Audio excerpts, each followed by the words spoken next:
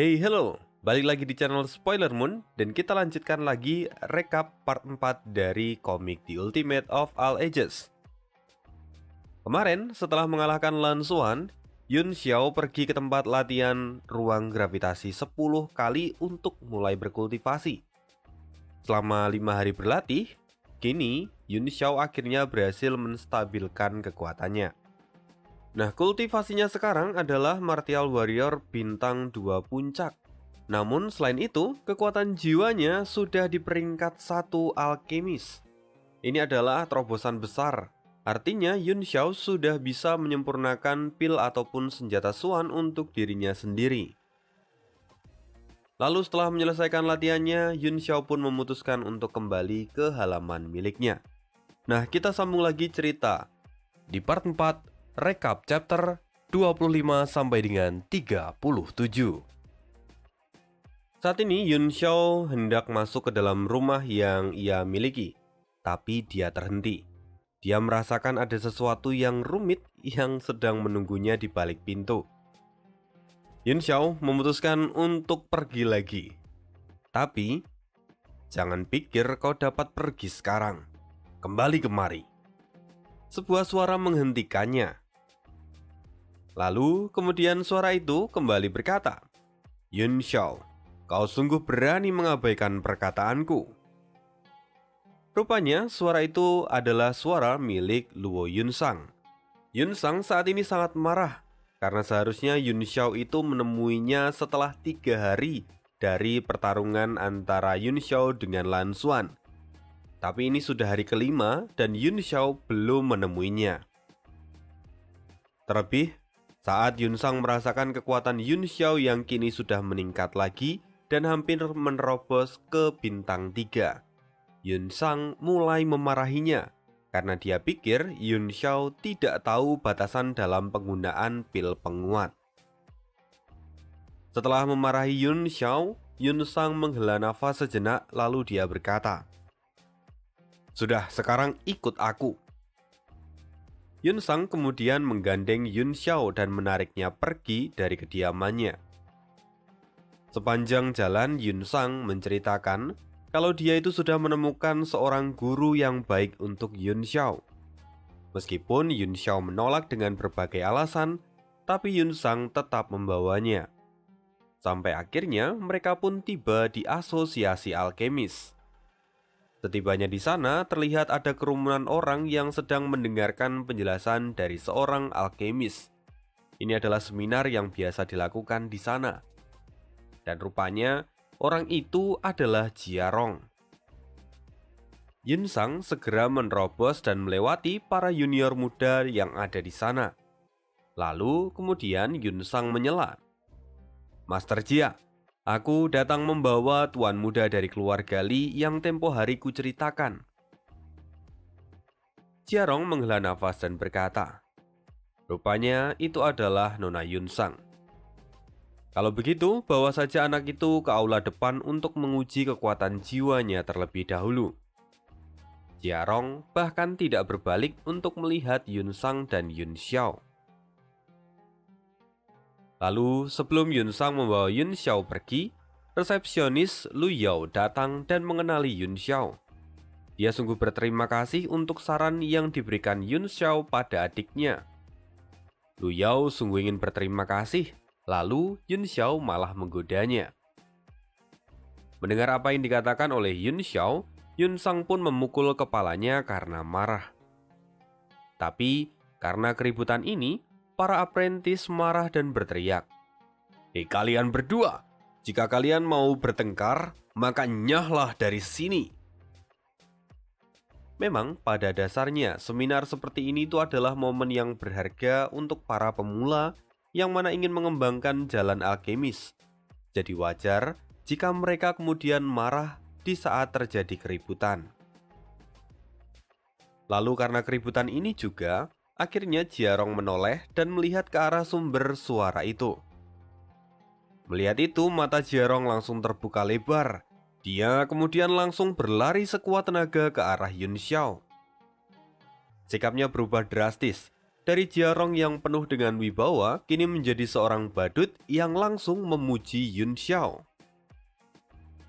Tapi Yun Sang sepertinya belum mengerti perubahan sikap dari Jiarong. Dia dengan santai berkata, "Master Jia tidak perlu terlalu sopan. Panggil saja anak ini Yun Xiao." "Hei, kenapa kau masih bengong? Beri salam pada Master Jia," kata Yun Sang sambil memukul kepala Yun Xiao. Melihat Yun Xiao dipukul, mata Jiarong hampir terlepas. Dia bahkan sampai menyemburkan darah dari mulutnya karena terkejut. Dia tidak tahu apa yang akan terjadi setelah ini. Tapi rupanya Yun Xiao dengan wajah datar berkata, "Salam hormat Master Jia." Setelah itu, Yun Sang terus memukul kepala Yun Xiao karena menurutnya Yun Xiao itu tidak menunjukkan rasa hormat pada gurunya. Melihat itu, HP dari Jiarong seolah berkurang setiap detiknya. Hingga akhirnya Jiarong menampar wajahnya sendiri dan kemudian bersujud memohon. "Nona Luo, saya mohon jangan memukulnya lagi. Saya yang salah. Tuan muda memiliki potensi yang tak terbatas. Dia tidak perlu melakukan tes apapun." Mendengar itu semua orang jelas terkejut. Karena saat ini Jiarong terlihat benar-benar ketakutan. Keributan masih terus berlangsung. Yun Sang pun tampak kebingungan. Sedangkan Jiarong terus meminta ampun. Lalu kemudian, seorang pengawal tiba-tiba berseru, "Semuanya menyingkir. Master Zhang telah tiba." Master Zhang Qingfan adalah seorang alkemis tingkat 3. Sekaligus kepala alkemis di kerajaan Tianshu. Setelah Zhang Qingfan lewat, Yun Sang berkata, "Master Zhang mengunjungi tempat ini secara pribadi. Apakah itu artinya penyakit Putri Rusue kambuh lagi?" "Rusue, ada apa dengan Tuan Putri?" tanya Yun Xiao ketika mendengar apa yang dikatakan oleh Yun Sang. Kini Yun Sang termenung sesaat. Dia kemudian berkata, "Ini bukanlah rahasia lagi. Tapi Putri Rusue terlahir dengan meridian 5 Yin terminal. Dia diprediksi hanya bisa berumur hingga 5 tahun. Namun karena perawatan yang baik, dia masih bisa hidup sampai usia 15 tahun. Saat ini sudah mendekati ulang tahunnya yang ke-15. Situasinya mungkin sudah semakin buruk." Yun Xiao mendengar itu dan bergumam, 5 Yin terminal. Umumnya penyakit ini hanya bisa diobati dengan pil 5 Dragon Pure Yang. Tapi itu adalah obat dengan tingkat 8 yang sulit untuk didapatkan bagi kerajaan Tianshu. "Tunggu, apa dengan pil itu Putri sungguh bisa disembuhkan?" tanya Yun Sang yang mendengar gumaman dari Yun Xiao. Yun Xiao menjawab, "Tentu. Tapi itu sulit." Yun Xiao pun terlihat termenung sesaat. Lalu kemudian Yun Xiao berbalik dan berkata, "Guru Luo, Anda bisa kembali sekarang. Saya akan mulai belajar dengan Master Jia." Merasakan aura dari Yun Xiao, Jiarong segera mengerti apa yang harus ia lakukan. "Nona Luo santai saja. Aku akan mengajarinya yang terbaik. Anda boleh kembali sekarang." Mendengar itu, Yun Sang tampak keheranan. Sebelumnya, keduanya tidak terlihat seperti guru dan murid, tapi kini mereka seolah sepikiran. Tapi ya sudahlah, kini pada akhirnya Yun Sang pun kembali. Setelah itu, Yun Xiao dan Jiarong pun pergi, dan mereka kembali ke ruang pribadi milik Jiarong. Setibanya di dalam ruang pribadi Jiarong, Yun Xiao langsung berkata, "Aku akan melakukan perawatan untuk Rusue. Karena itu, kau harus bicara pada Sang Qingfan kalau kau punya cara untuk menyembuhkannya. Nanti kau bisa mengatakan bahwa aku akan menjadi asistenmu untuk mengurangi kecurigaan." Jiarong sungguh kesulitan menanggapi perkataan Yun Xiao itu. Tapi, ketika Yun Xiao sudah mengatakan tekadnya, dia tidak bisa menentangnya sedikit pun. Lalu kemudian, Yun Xiao menuliskan beberapa bahan yang saat ini ia perlukan. Dia meminta Jiarong untuk mendapatkannya. Bahan-bahan itu sangat banyak. Jiarong sempat bertanya untuk apa bahan-bahan sebanyak ini. Namun, rupa-rupanya, jika kalian berpikir kalau bahan-bahan itu akan digunakan untuk menyembuhkan Rusue, kalian salah besar. Rupanya barang-barang itu akan digunakan Yun Xiao untuk membuat senjata, serta untuk membuat pil. Hanya itu saja. Mendengar itu, Jiarong pun sebenarnya terkejut, tapi dia tidak ada kuasa untuk membantah Yun Xiao. Akhirnya, dia pun pergi untuk mengumpulkan bahan. Sedangkan Yun Xiao sendiri, kini dia pergi menuju ke pasar di dalam kota itu. Sesungguhnya, untuk menyembuhkan Rusue, Yun Xiao itu membutuhkan jarum emas. Karena hal itu, Yun Xiao tidak bisa mempercayakan pemilihan bahannya pada Jiarong. Jadi, Yun Xiao berpikir untuk mencari bahan baku jarum itu dengan tangannya sendiri. Tentu alasannya cukup sederhana, yaitu untuk memastikan kualitasnya. Di tengah jalan ketika Yun Xiao berada di pasar kota itu, dia melihat Meng Wu yang saat ini mencoba membeli sebuah obat. Namun sayangnya, obat itu sangatlah mahal dan Meng Wu tidak punya uang sebanyak itu untuk membelinya. Lalu, dengan cabul, penjual itu mengatakan kalau Meng Wu bisa membayar kekurangannya dengan tubuhnya. Nah, penjual ini adalah seorang pria gendut yang bernama Jun Liang.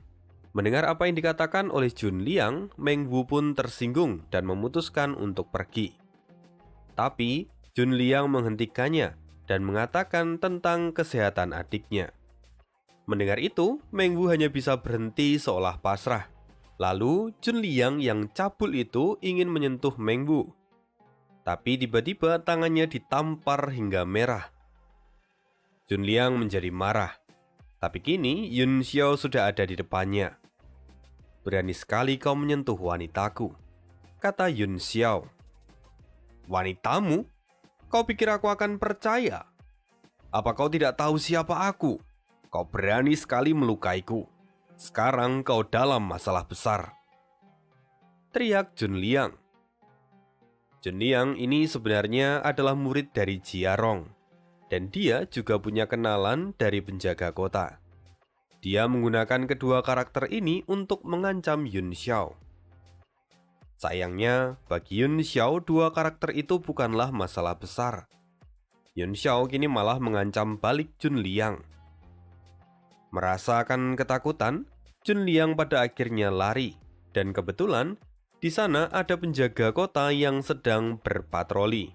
Jun Liang berlari kepada seorang penjaga kota, yang secara kebetulan ternyata itu adalah kenalannya. Dia pun mulai melaporkan masalah ini. Penjaga kota itu adalah Long Hao. Dia adalah ketua dari unit kecil penjaga kota. Long Hao dengan arogan dia menantang Yun Xiao. Yun Xiao mengabaikannya dan kemudian menghajar Jun Liang tepat di depan mata Long Hao. Long Hao menjadi sangat marah dan kini dia pun menyerang Yun Xiao. Long Hao dia menggunakan pedang besar untuk menyerang Yun Xiao. Kultivasi Long Hao sendiri itu sudah ada di ranah martial warrior. Kekuatannya besar, terlebih dengan bantuan pedang besar itu. Tingkat kekuatannya jelas meningkat, dan untuk seorang warrior yang berada di tingkatannya, jelas akan sulit untuk menghentikan serangan ini. Namun, Yun Xiao tetap tenang dan kemudian menangkap pedang itu dengan kedua jarinya. Melihat itu, Long Hao terkejut. Sulit untuk mempercayai ini. Tapi ini belum berakhir. Long Hao mengaktifkan karakteristik tersembunyi dari pedang miliknya. Pedang yang ia pegang ini memang bukan pedang biasa. Pedang ini termasuk dalam senjata Xuan. Long Hao sangat bangga dengan pedang itu, dan dia kemudian menyerang Yun Xiao dengan kekuatan penuh. Tapi Yun Xiao tampak tidak menganggapnya dengan serius. Dia berkata, "Memang layak sampah menggunakan senjata sampah." Yun Xiao kemudian menghindari serangan itu dengan mudah. Lalu, dia melancarkan beberapa serangan dan membentur pedang milik Long Hao. Yun Xiao memukulnya beberapa kali, dan pedang itu akhirnya kehilangan kemampuannya. Pedang itu pun kembali ke wujud semulanya. Melihat ini, Long Hao pun menjadi panik. Dia berpikir bahwa pedangnya itu rusak. Lalu, dia memberi perintah pada semua penjaga untuk menyerang Yun Xiao. Sayangnya, Yun Xiao itu sangat terampil dan dalam sekejap dia mengalahkan semuanya. Di mata Meng Wu, ini bahkan bukan lagi pertarungan, karena menurut Meng Wu, Yun Xiao itu justru terlihat seperti seorang yang sedang menari. Dia bahkan mulai terpana oleh Yun Xiao. Lalu, di bagian akhir, Yun Xiao mengambil pedang Long Hao dan mematahkan tangannya. Semua orang yang ada di sana dikalahkan. Tapi sayang sekali, pasukan penjaga kerajaan datang.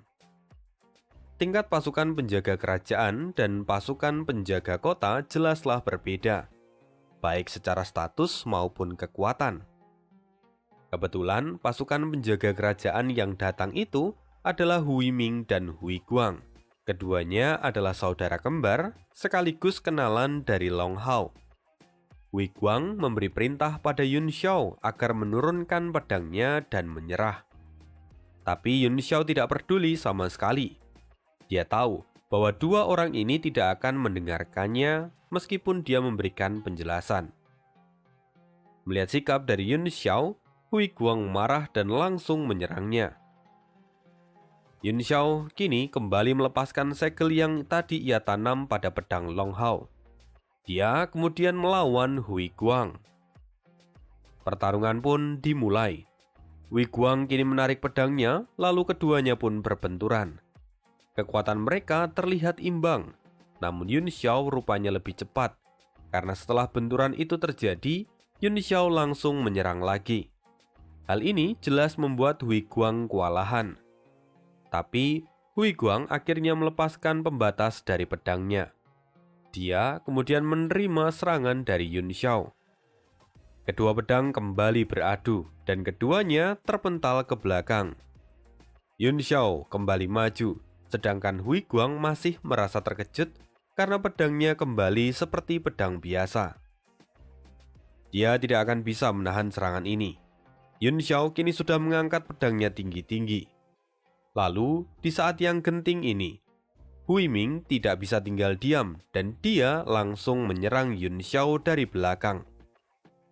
Lalu, saat Hui Ming menyerang, dia sungguh terkejut karena apa yang ia serang rupanya itu hanyalah bayangan ilusi. Sementara itu, Yun Xiao kini ada di belakangnya. Dia kini menyerang Hui Guang dan Hui Ming secara bersamaan. Melihat hal ini, kedua orang itu tampak pucat. Jika mereka menerima serangan ini, maka mereka mungkin akan mati.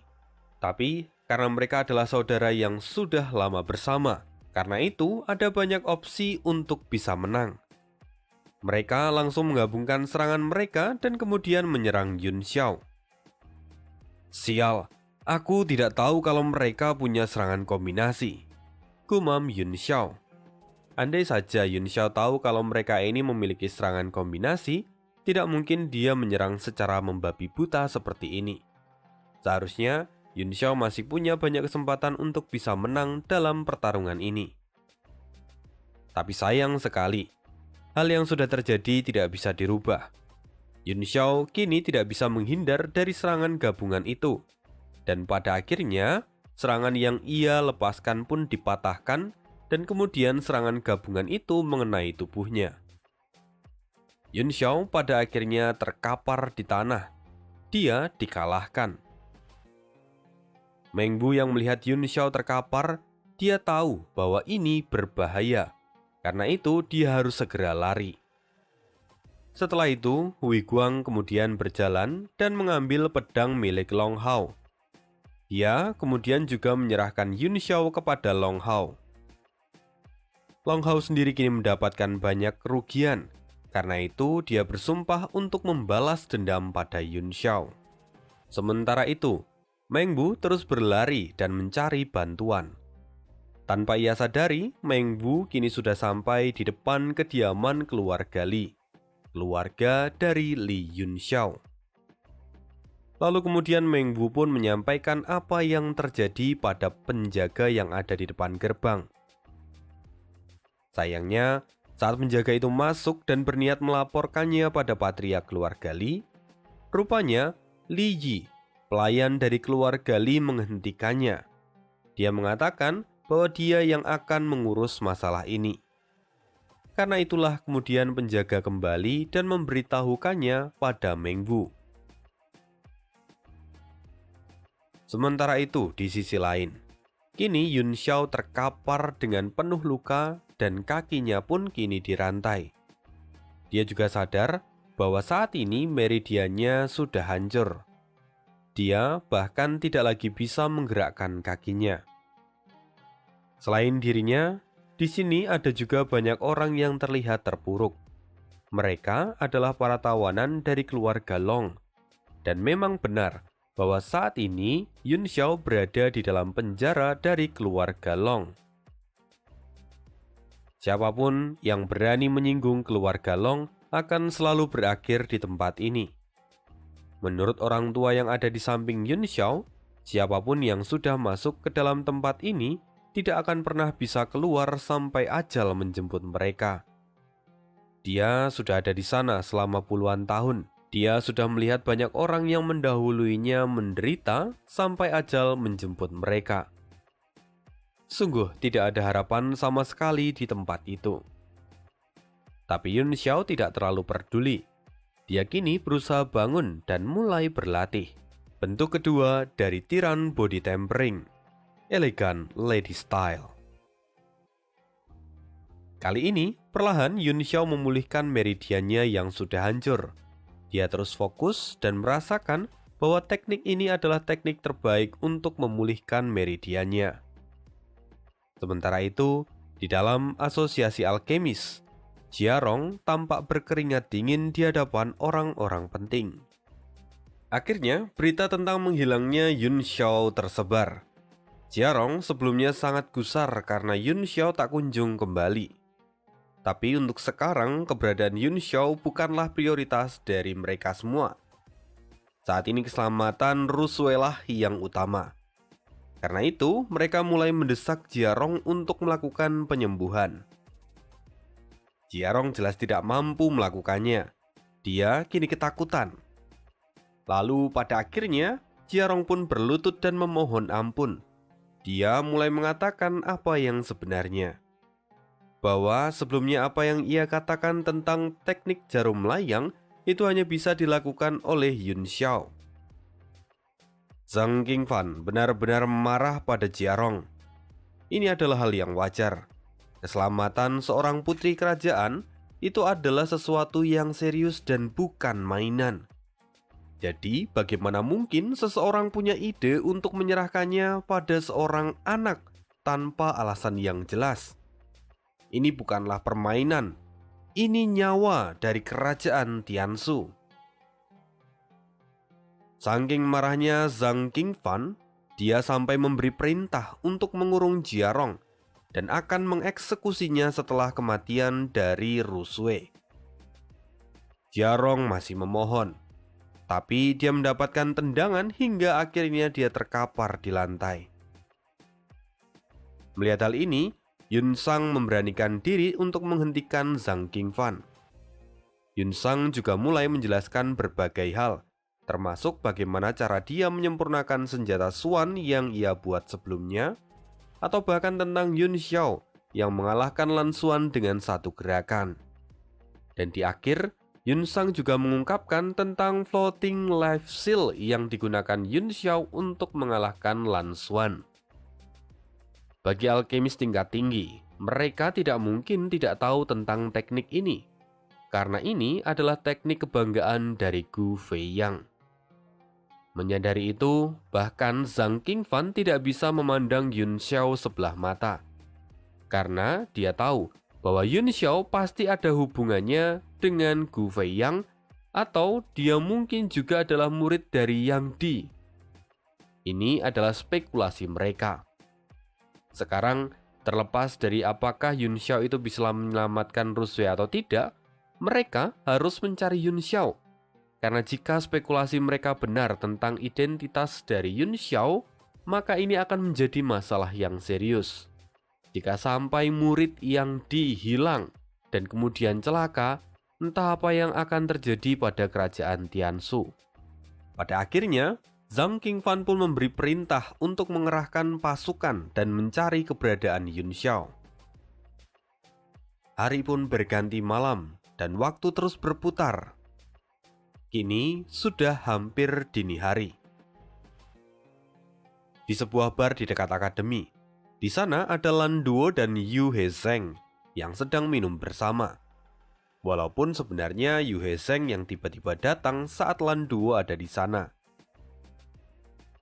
Lalu setelah Lan Duo pergi, Yu He benar-benar kesal. Dia bahkan mengungkapkan niatnya pada Lan Duo yang sebenarnya. Kemudian seorang pelayan menghampirinya dan memberikan satu gelas wine lagi. Pelayan ini tidak lain tidak bukan adalah Meng Wu. Kini dia bekerja paruh waktu untuk mencari tambahan uang. Melihat pelayan ini, Yu He mulai tampak terangsang dan menginginkannya. Di saat Yu He terus memaksa, di saat itulah Chen Zhen serta Han Bai datang dan menghentikannya. Setelah bicara sebentar, akhirnya Yu He memutuskan untuk pergi. Dia takut kalau masalah ini sampai ke telinga sekolah atau malah penjaga kota. Setelah kepergian dari Yu He, kini Chen Zhen dan Han Bai duduk ngobrol. Mereka masih membicarakan tentang Yun Xiao yang belum ketemu. Mendengar hal ini, Meng Wu pun terkejut. Ini sudah 3 hari sejak Yun Xiao ditangkap, tapi kenapa keluarga Li belum pergi untuk menyelamatkannya? Mendengar apa yang digumamkan oleh Meng Wu, Han Bai mencoba memastikan sekali lagi, apakah Meng Wu sungguh mengetahui tentang keberadaan Yun Xiao. Lalu, Meng Wu mulai menceritakan semua yang ia alami 3 hari yang lalu. Mendengar itu, Chen Zeng dan Han Bai pun segera pergi untuk melapor. Dan saat matahari terbit, di kediaman keluarga Long, seorang laki-laki parubaya kini tampak sangat suram dan banyak pikiran. Dia adalah pemimpin dari keluarga Long, sekaligus pemimpin pasukan penjaga kota. Lalu, kemudian seorang anak kecil bertanya, "Ayah, kamu kenapa? Kamu tampak sedang banyak pikiran." Anak ini adalah putra kedua dari keluarga Long. Namanya adalah Long Ran. Mendengar pertanyaan dari anaknya, pemimpin keluarga Long tampak menghela nafas. Baru-baru ini tuan muda dari keluarga Li menghilang. Lalu selama 3 hari, aku sudah mengerahkan pasukan kota untuk menyisir seluruh kota. Tapi tidak ada hasil apapun. Ngomong-ngomong, kemana kakakmu sekarang? Tanya pemimpin keluarga Long pada Long Ran. Oh, kakak. Dia kini pergi ke penjara bawah tanah. Beberapa hari yang lalu, ada pemuda yang mematahkan tangannya. Jadi hari ini, dia mau membuat perhitungan dengannya. Dasar bocah tidak berguna. Bagaimana bisa seorang ketua tim mendapatkan luka seperti itu? Dia sungguh-sungguh membuatku malu. Kamu harus banyak belajar, jangan sampai kamu seperti kakakmu itu. Oke, ayah. Tapi, ayah, bukannya kamu mencari seorang tuan muda? Jika dihitung dari waktunya, mungkinkah mereka berdua ini adalah orang yang sama? Apa maksudmu? Siapa nama pemuda yang ditangkap oleh kakakmu? Kalau tidak salah, ada kata Yun di dalam namanya. Yun? Untunglah. Aku hampir terkena serangan jantung kalau mereka berdua adalah orang yang sama. Lagi pula, tuan muda yang hilang itu adalah tuan muda Li. Aku ingat ya. Namanya adalah Li Yun Xiao, kata Long Ran. Di tengah keterkejutannya, tiba-tiba beberapa penjaga dan murid berlarian ke dalam rumah. Tolong, seseorang memaksa masuk! Teriak mereka dengan ketakutan. Bajingan, siapa yang berani memaksa masuk ke dalam kediamanku? Teriak pemimpin keluarga Long yang tampak marah. Atas perintah Panglima Luo Yunsang dan Master Zhang Qingfan, kami pasukan kerajaan dengan ini menyatakan mengambil alih kediaman keluarga Long untuk sementara waktu. Siapapun yang berani menghalangi akan langsung dieksekusi dengan tuduhan pengkhianatan pada kaisar.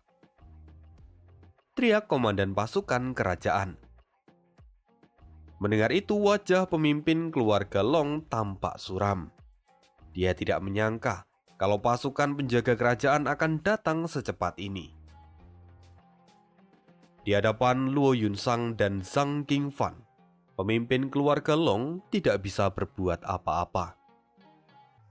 Pada akhirnya, dia kini hanya bisa menjelaskan apa yang terjadi, dan dia mengatakan ketidaktahuannya akan masalah ini. Namun, Meng Bu kemudian mengatakan semuanya, dan pemimpin keluarga Long hanya bisa tertunduk. Tidak ada apapun yang bisa ia katakan sekarang.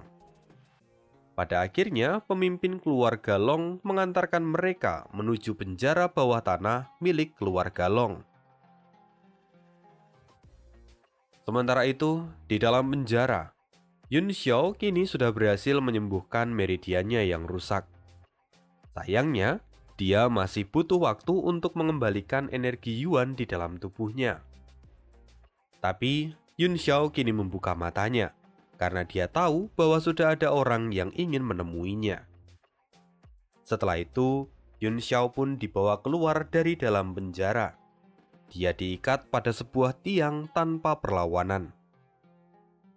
Yun Xiao terus mengamati situasi yang ada di sana. Di depannya ada 35 orang. 20 orang diantaranya ada di ranah martial warrior, dan 1 orang itu sudah berada di ranah martial master. Kemudian, Long Hao memberi perintah untuk membangunkan Yun Xiao, dan para bawahannya pun menyiramkan air pada tubuh Yun Xiao. Yun Xiao kemudian berkata, "Kupikir ada orang penting yang datang. Rupanya hanya sekelompok cecurut. Bajingan, kau benar-benar tidak punya rasa takut." Long Hao kemudian langsung menghantam perut Yun Xiao dengan sekuat tenaga. Yun Xiao memuntahkan darah ke wajah Long Hao. Meski begitu, sesungguhnya itu tampak disengaja oleh Yun Xiao. Merasakan ini, Long Hao benar-benar kesal, dan dia berniat untuk menyerang Yun Xiao lagi. Tapi, si gendut Jun Liang menghentikannya dan mengusulkan untuk menyiksa Yun Xiao. Akhirnya, Yun Xiao pun kembali disiksa menggunakan cambuk. Tapi, di sisi lain, Yun Xiao kini merasakan sesuatu yang berbeda. Sebelumnya, setelah dia dipukul oleh Long Hao, Yun Xiao bisa merasakan ada energi yang diserap oleh datiannya. Dia menyadari sesuatu. Ini semua berkat tiran body tempering. Siapa yang menyangka bahwa setiap dia menerima pukulan, dia justru menyerap sebagian besar energi dari pukulan itu ke dalam datiannya. Dengan begini, sedikit demi sedikit energi di dalam datian milik Yun Xiao pun mulai terisi. Yun Xiao sendiri terkejut. Dia kembali mengingat masa lalu saat dia melawan Ao Changkong. Pantas saja, dulu saat dia melawan Ao Changkong, dia itu tidak bisa mengalahkannya, walaupun di awal dia sudah unggul. Sekarang Yun Xiao mengerti bahwa alasan dibalik kekalahannya itu karena Ao Changkong sudah menguasai tiran body tempering. Selama memikirkan semua ini, Yun Xiao terus menerima cambukan tanpa perlawanan. Dia kini bahkan mulai mengutuk. Bajingan, apa para tikus ini tidak bisa melakukannya dengan benar? Kekuatan ini terlalu lemah. Pemulihanku pun menjadi terasa lambat, kata Yun Xiao dalam hati. Semakin lama, semakin dia frustasi. Dan pada akhirnya Yun Xiao pun berteriak, "Dasar sampah, cambuk yang kuat!" Mendengar itu semua orang terkejut. Mereka kini justru berpikir bahwa Yun Xiao itu adalah seorang masokis. Artinya, cambukan itu jika dilanjutkan pun tidak akan ada artinya. Mendengar itu, Long Hao pun berkata, "Hentikan, aku punya cara yang lebih baik." Lalu, Jun Liang kemudian maju dan mengeluarkan sebuah kotak. Dia kemudian memanggil dua bawahan dan memberikan mereka bubuk dari dalam kotak itu. Perubahan pun terjadi. Mata kedua bawahan itu berubah menjadi merah dan kemudian merembet ke seluruh tubuhnya. Tubuh keduanya pun terasa panas dan kini keduanya mulai bertingkah menjijikkan. Dan keduanya kini menjadi seorang gay. Sekarang Jun Liang berjalan ke arah Yun Xiao. "Hahaha, sekarang aku akan membalasmu ratusan kali lipat. Kau harus merasakan ini dengan tubuhmu sendiri." Yun Xiao menggertakkan gigi. Dia merasa bahwa ini sangat menjijikkan. Lalu tiba-tiba dia kini merasakan ledakan energi yang besar. Yun Xiao rupanya sudah mencapai batas dan dia kini menerobos bintang 3 ranah martial warrior. Seluruh tubuhnya pun dipenuhi energi dan kini dia bisa menghancurkan rantai yang mengikatnya dengan mudah. "Mati kau dasar bodoh!" Begitu Yun Xiao lepas, dia langsung memukul si gendut itu hingga dia terlempar. Akhirnya, kotak yang ia pegang pun kini mulai berterbangan dan dihirup oleh Long Hao serta bawahannya. Seketika mereka pun mulai menunjukkan perubahan. Sementara, sang ahli yang sedari tadi menyembunyikan dirinya kini membuka bajunya. Dia pun bersiap untuk menyerang Yun Xiao. Yun Xiao tahu bahwa dia tidak akan bisa menerima pukulan dari seorang martial master. Maka, dialah yang maju terlebih dahulu. Sebuah pukulan kini ia arahkan pada orang tua itu, dan dia mengkombinasikan itu dengan teknik penekan jiwa, Universal Demon Moon. Ini kemudian membuat martial master itu tidak bisa bergerak dan terkena pukulan telak dari Yun Xiao. Orang tua itu kini sangat marah. Dia bangun setelah itu. Tapi saat dia hendak menyerang Yun Xiao, kini justru dialah yang diserang oleh Long Hao serta bawahannya. Semua itu karena pengaruh dari obat perangsang yang sebelumnya membuat mereka menjadi gay. Melihat ini, Yun Xiao tidak tahan dan kemudian memilih untuk keluar dari sana. Setelah mengganti pakaiannya, Yun Xiao kemudian keluar dari ruang bawah tanah itu. Namun, alangkah terkejutnya dia ketika membuka pintu.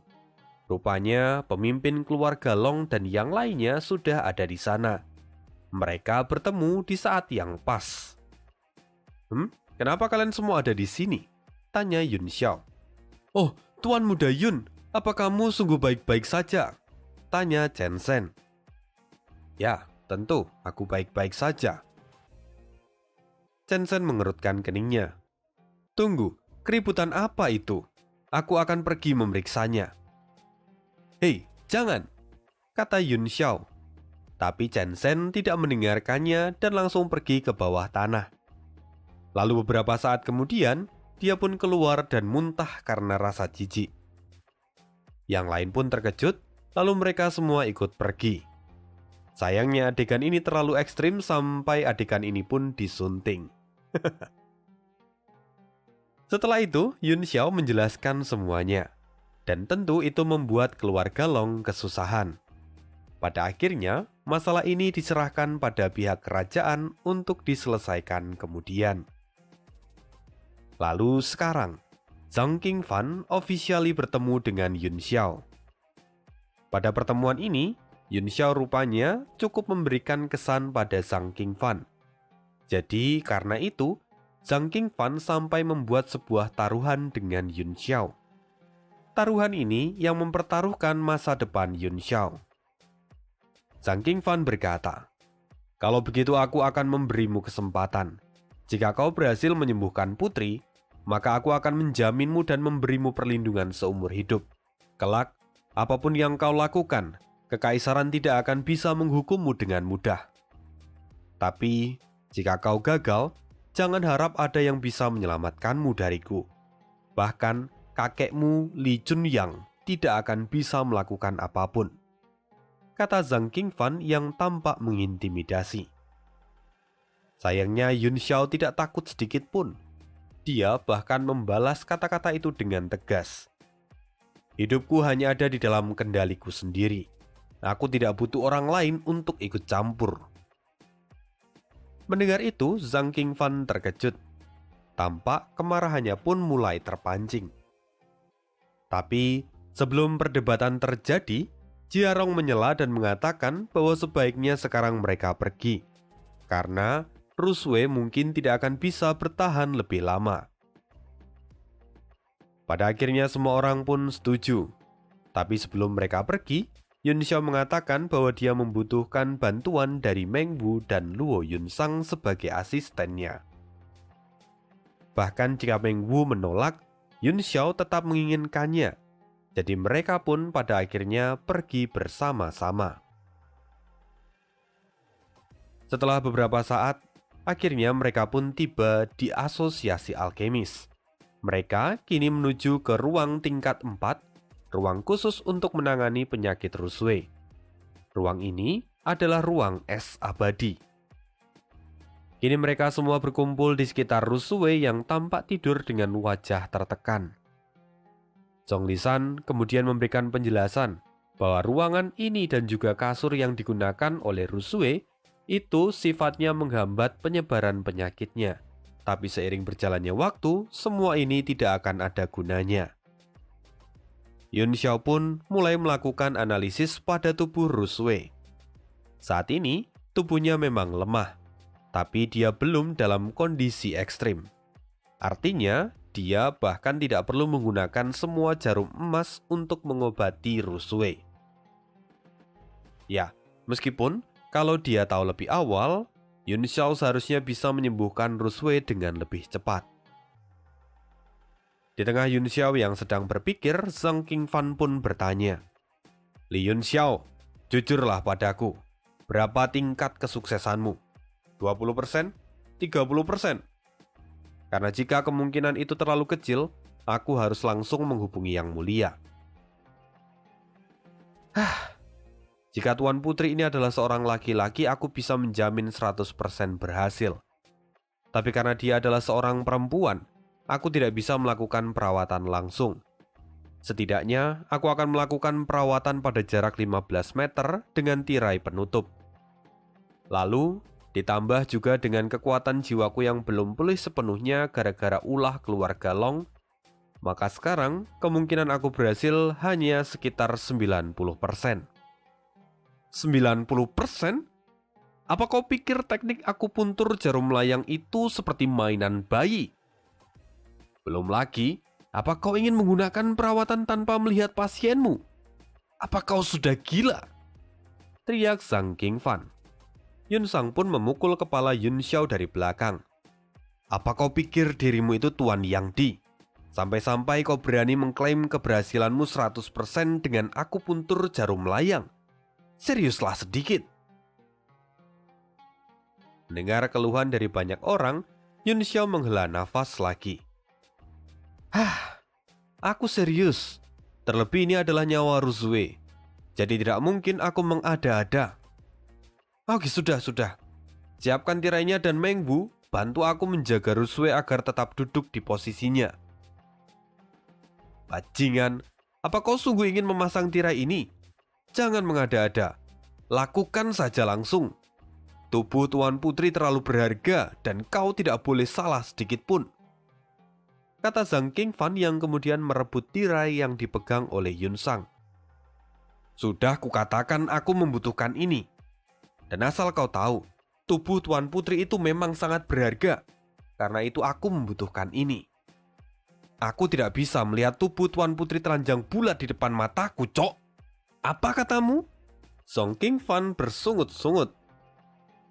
Yun Xiao pun tampak kesal.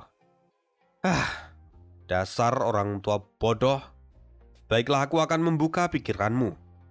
Jika aku tidak menggunakan tirai ini, maka aku akan melihat tubuh telanjang dari Tuan Putri. Artinya putri tidak akan bisa menikah lagi selain denganku. Jika itu terjadi, maka kaisar pasti akan memaksaku untuk menikahinya. Apa kau dengar? Atau jangan-jangan kau malah mau menjebakku? Sayang sekali, aku tidak akan jatuh pada jebakan semacam ini, kata Yun Xiao yang terdengar seperti anak-anak. Semua orang pun tampak bingung dan keheranan. Ini adalah masalah yang serius, tapi Yun Xiao sungguh menanggapinya seperti seorang anak kecil. Sudah, buang semua wajah bodoh kalian. Semuanya cepat pergi. Aku hanya membutuhkan Meng Bu dan Guru Luo di sini. Semuanya keluar, jangan ada yang mengintip, kata Yun Xiao yang kemudian mengusir mereka semua. Setelah itu persiapan pun dimulai. Tirai terpasang dan Meng Bu memegang tubuh Rusue. Sebelum mulai, Yun Xiao mengambil satu jarum dan melepaskannya ke arah Yun Sang. Bu Guru Luo, aku akan menusuk meridian bahumu sedalam 7 mm sebagai percobaan. Yun Sang sungguh terkejut saat dia merasakan bahwa jarum itu menusuk meridian bahunya sedalam 7 mm. Ini gila. Padahal Yun Sang sendiri menggunakan armor emas yang bisa mengurangi dampak serangan. Artinya, tubuhnya itu pasti menjadi lebih keras. Namun, dia merasakan kalau Yun Xiao berhasil melakukannya dengan sangat akurat. Bagaimana? Apakah Anda masih meragukan kemampuanku? Tanya Yun Xiao. Sudah cukup, cepat lakukan tugasmu, kata Yun Sang dengan wajah memerah karena malu. Sebelumnya dia memang meragukan Yun Xiao, tapi sekarang keraguan-raguannya pun dihapuskan. Setelah itu, Yun Xiao pun berkata, "Aku mulai. Meng Bu, pegang putri dengan erat-erat. Jangan sampai dia terlalu banyak bergerak." "Baik," jawab Meng Bu. Lalu dalam sekejap, jarum-jarum emas itu berterbangan dan mulai menghujani meridian di seluruh tubuh Rusue. Dan 15 menit kemudian, akhirnya pintu terbuka. "Bajingan, mengapa kau masih belum memulainya?" teriak Zhang Qingfan begitu Yun Xiao keluar. Aku sudah selesai," jawab Yun Xiao. "Bocah, apa kau sungguh-sungguh mempermainkan kami? Asal kau tahu, nyawa putri itu 1000 kali lebih berharga daripada nyawamu, bodoh." Zhang Qingfan mengangkat tangannya dan hendak memukul Yun Xiao. "Master Zhang, mohon bersabar. Anak ini mengatakan yang sebenarnya," kata Yun Sang yang segera menghentikan Zhang Qingfan. "Apa?" Semua orang terkejut. Lalu, Suhan. Dia segera masuk dan mengecek kondisi dari Rusue. "Luar biasa, putri sungguh sudah sembuh total," teriak Suhan. Semua orang pun segera bergegas masuk untuk melihatnya. Sementara Zhang Qingfan sungguh tidak paham dengan apa yang Yun Xiao lakukan. Lantaran dia itu sudah menjadi alkemis untuk waktu yang lama, dan bahkan dia juga tidak bisa menyembuhkan Rusue. Tapi Yun Xiao yang masih 15 tahun berhasil melakukannya hanya dalam sekejap mata. Tidak, ini pasti bercanda kan? "Kenapa kau tertawa, bodoh? Ini hanya masalah kecil. Aku bahkan hanya menggunakan 18 jarum emas untuk mengobatinya. Jadi bagaimana bisa kau tidak bisa melakukan semua ini? Menyedihkan. Apakah semua orang di istana itu adalah kumpulan orang bodoh?" bentak Yun Xiao. Semua orang pun terkejut. Bagaimanapun, Zhang Qingfan adalah kepala asosiasi alkemis di pusat kerajaan Tianshu. Dia juga adalah alkemis pribadi raja. Tapi, kali ini dia sungguh dikata-katai oleh seorang anak kecil berusia 15 tahun. Zhang Qingfan pun terpukul. tapi dia tidak punya kemampuan untuk melawan. Rasanya sungguh sudah lama dia tidak dipanggil bodoh oleh orang lain. Tapi kali ini dia harus mengakui bahwa kemampuan anak yang baru berusia 15 tahun ini lebih tinggi darinya. Karena itu, wajar jika dia kini merasa sedih. Lalu, Yun Sang pun menegur Yun Xiao supaya dia meminta maaf. Tapi, Yun Xiao dengan santai berkata, "Aku akan menunggu sampai si bodoh itu menguasai teknik akupuntur jarum terbang. Setelah itu, aku baru akan mempertimbangkan untuk meminta maaf padanya." Setelah mengatakan itu, Yun Xiao pun pergi meninggalkan tempat itu. "Hei!" Yun Sang berteriak dan mencoba menghentikan Yun Xiao. Tapi, justru Zhang Qingfan lah yang menghentikan Yun Sang. "Tidak apa-apa, Nona Luo. Di dalam dunia alkemis, pengetahuan adalah segalanya. Siapapun yang memiliki pengetahuan, dialah yang lebih tinggi. Sudah, karena Tuan Putri sudah aman, kalian semua bisa pergi. Aku akan tetap tinggal di asosiasi ini selama beberapa hari dan memonitor keadaan Tuan Putri." Setelah itu, mereka pun akhirnya bubar. Namun, Yun Sang kemudian membawa Chen Zhen dan Han Bai untuk bicara. Mereka membicarakan tentang masalah Yun Xiao yang sebelumnya ditangkap oleh keluarga Long. Padahal, Meng Wu mengaku sudah memberitahukan masalah ini pada keluarga Li. Tapi, setelah 3 hari, keluarga Li rupanya tidak bergerak. Yun Sang tahu bahwa ada sesuatu di balik semua ini. Dan orang itu pasti adalah Li Yi, pelayan yang saat ini sedang naik daun dan berusaha untuk mengambil alih keluarga Li. Yun Sang tahu bahwa dia pasti sengaja ingin menyingkirkan Yun Xiao. Karena ketika sang ahli waris tidak ada, maka dialah yang memiliki peluang besar untuk mewarisi keluarga Li. Obrolan ini menjadi sangat berat, tapi pada akhirnya Chen Zhen dan Han Bai berkata bahwa mereka berdua akan selalu berada di samping Yun Xiao.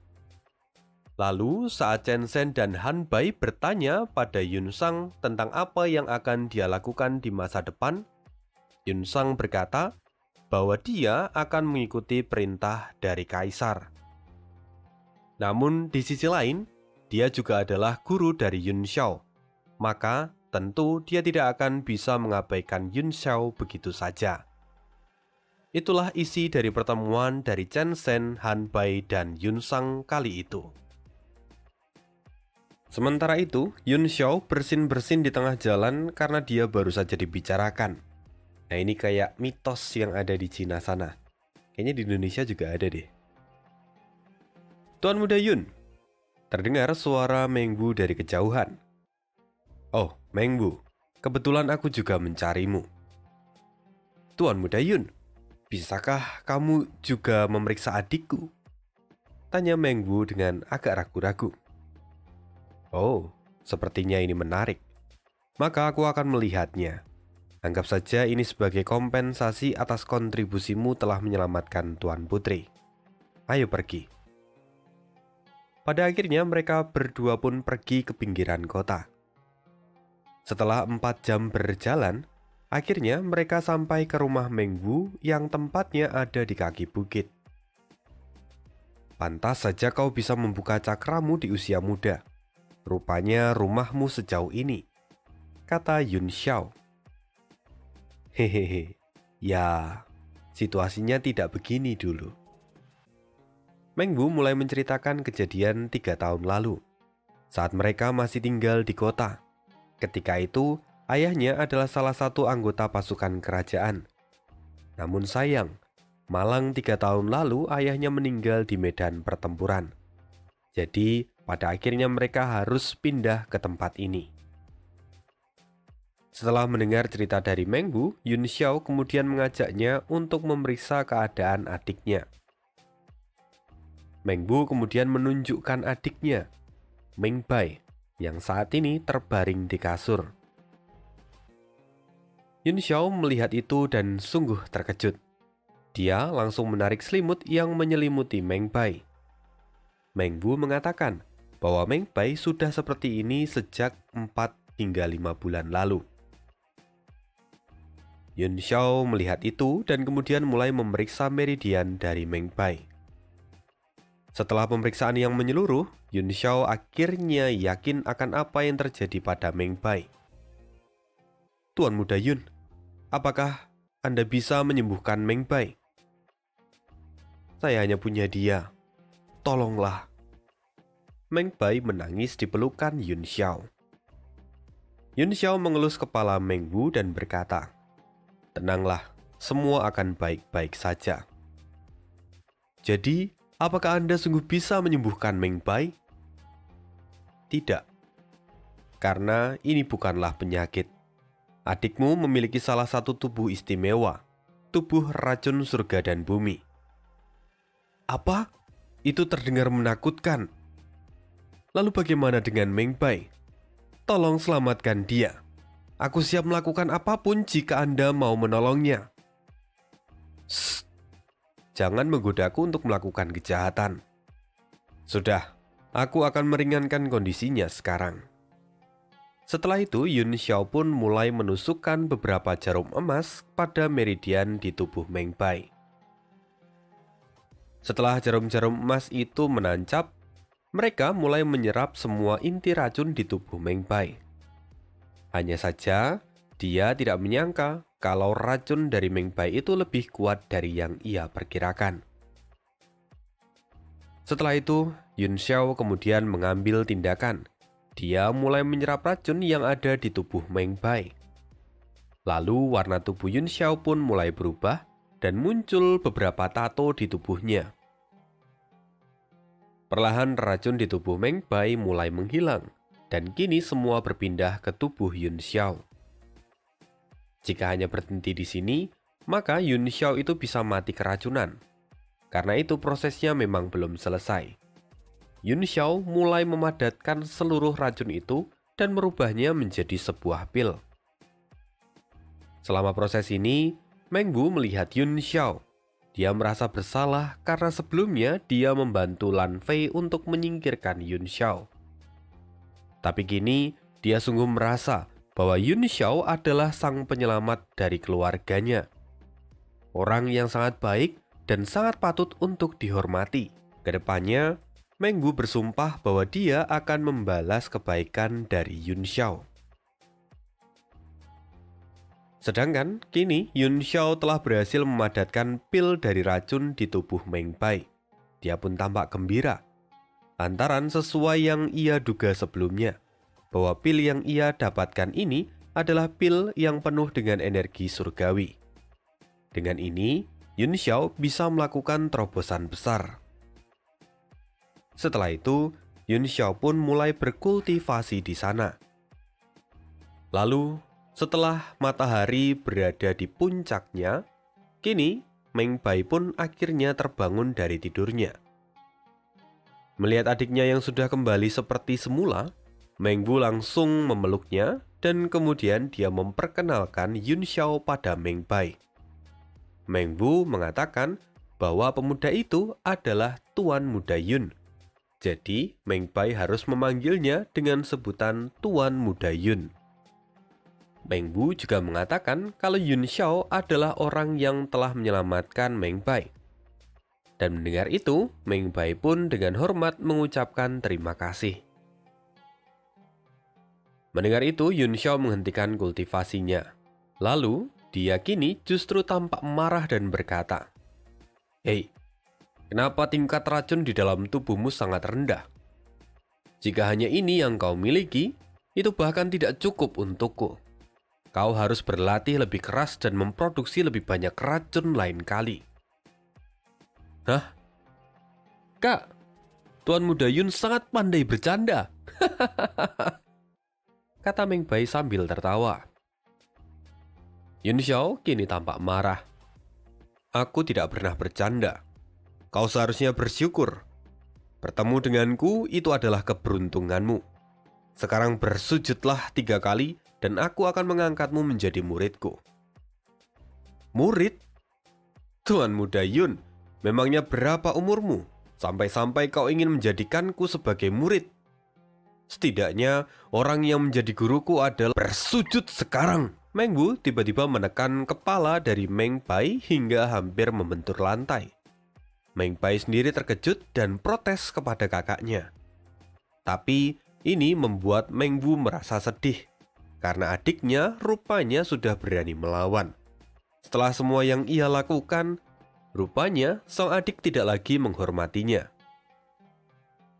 Melihat kakaknya yang begitu sedih, Meng Bai tidak bisa melakukan apapun. Dia pada akhirnya menurut dan bersujud pada Yun Xiao, meminta dirinya agar diangkat sebagai murid. Setelah melihat itu, Yun Xiao pun kemudian mengangkat Meng Bai sebagai muridnya.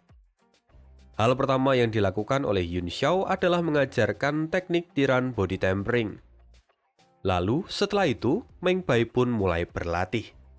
Dan setelah beberapa jam, meski tubuh dari Meng Bai terasa sakit, tapi dia bisa merasakan perubahan di dalam tubuhnya. Meng Bai pun kini tampak menjadi semakin bersemangat.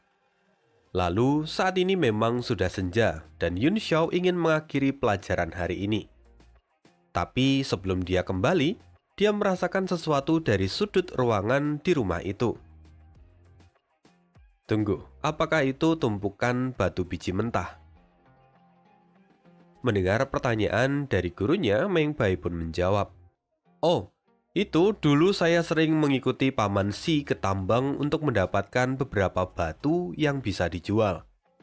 Sayangnya, karena tubuh saya melemah dan karena efek racun menekan tubuh saya berhenti mengumpulkannya," jawab Meng Wu. Tapi, dengan Universal Detect milik Yun Xiao, dia bisa merasakan sesuatu yang berharga dari sana. Yun Xiao kemudian mengambil sebuah batu dari dalam tas. Dia kemudian menghancurkannya dengan kedua jarinya. Melihat itu Meng Bai pun terkejut. Saat batu itu hancur, rupanya di dalamnya ada batu berwarna ungu. Yun Xiao pun mulai menanyakan tentang tambang yang sebelumnya disebutkan oleh Meng Bai. Yun Xiao tahu bahwa batu ini adalah batu yang berharga, karena batu ini adalah batu matahari ungu.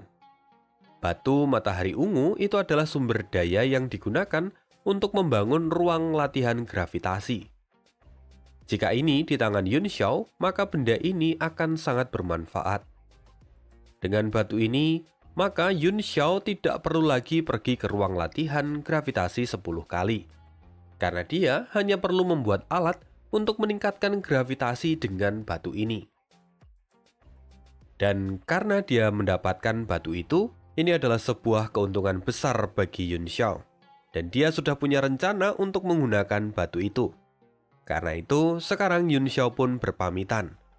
Tapi sebelum pergi, dia juga mengatakan bahwa Meng Bai harus berlatih dengan keras. Selain itu, Yun Xiao juga mengatakan bahwa dia akan datang sesekali untuk melihat perkembangannya. Sedangkan Yun Xiao sendiri, dia sudah punya tujuannya. Dia memiliki batu matahari ungu. Karena itu, dia harus segera memurnikan dan menyempurnakannya.